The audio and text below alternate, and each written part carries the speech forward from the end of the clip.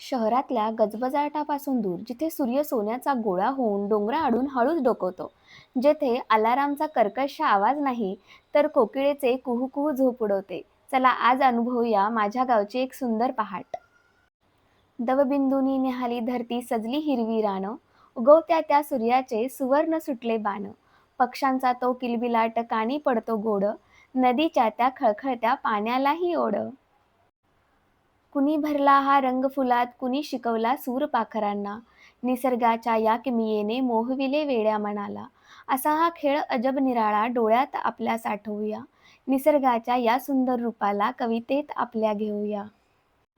पक्ष्यांचा तो किलबिलाट कानी पडतो गोड, नदीच्या त्या खळखळत्या पाण्यालाही ओढ.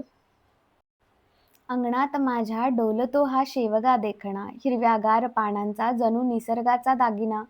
बारीक नाजूक पाने याची वाऱ्याने थरथरती, शुभ्र पांढरी फुले जणू नभातुनी अवतरती.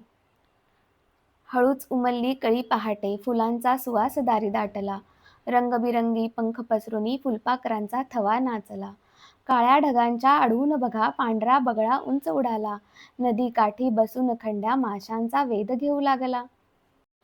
कुणी भरला हा रंग फुलात, कुणी शिकवला सूर पाखरांना, निसर्गाच्या या किमयेने मोहविले वेड्या मनाला. असा हा खेळ अजब निराळा डोळ्यात आपल्या साठवूया, निसर्गाच्या या सुंदर रूपाला कवेत आपल्या घेऊया. गावातली ही पहाट फक्त दिवसाची सुरुवात नसते, तर ती जगण्याची एक नवीन उमेद असते.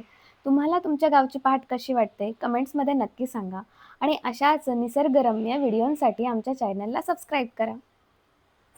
तुमच्या अंगणात असं गुणकारी शेवग्याचं झाड आहे का, किंवा दुसरी कोणती झाडं आहेत ती नक्की कळवा.